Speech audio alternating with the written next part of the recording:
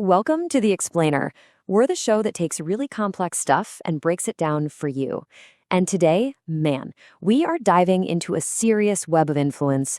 We're talking about connections between tech billionaire Peter Thiel, his political protege J.D. Vance, and even the CIA.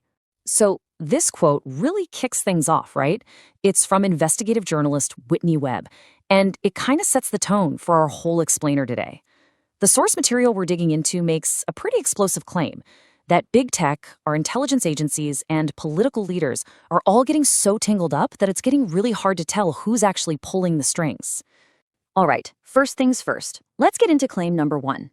This is all about the relationship between J.D. Vance, Donald Trump's running mate, and his, longtime backer, the billionaire Peter Thiel.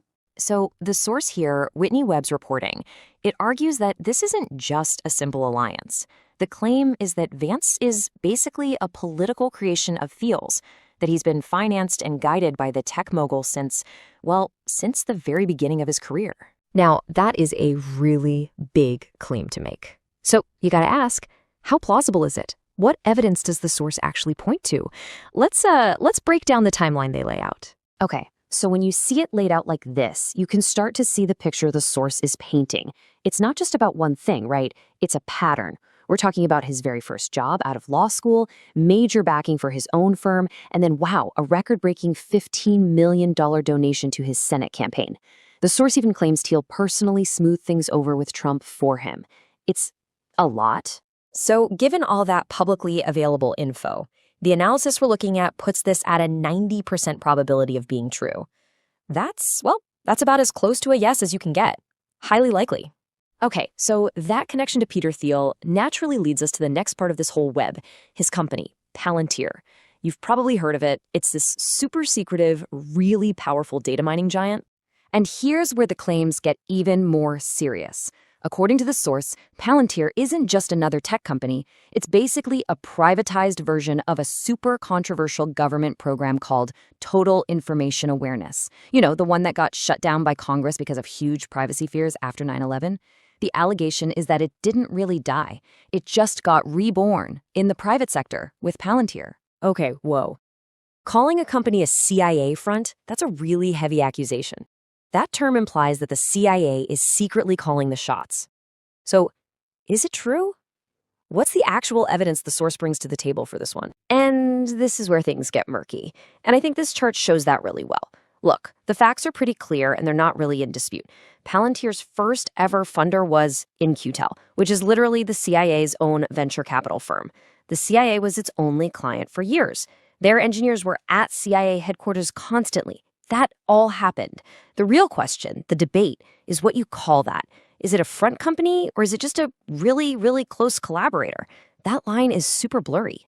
So because the collaboration is undeniable, but there's no smoking gun, no direct proof of covert CIA control, the analysis lands at a 40% probability.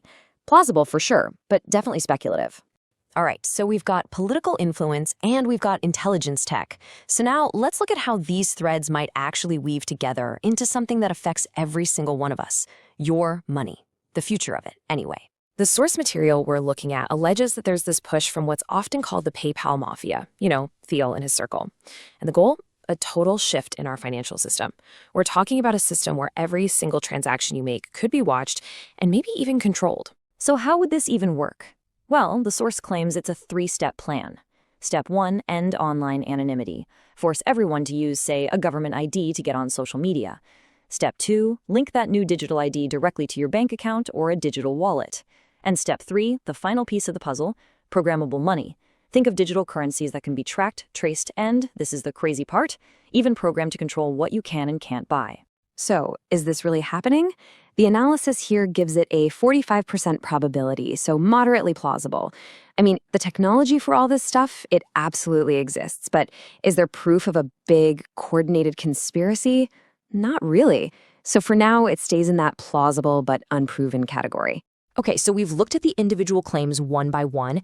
Now let's kind of zoom out and look at the big picture that the source material is trying to paint for us. And this is really the core thesis of the whole thing. The source calls it the rise of a binational security state.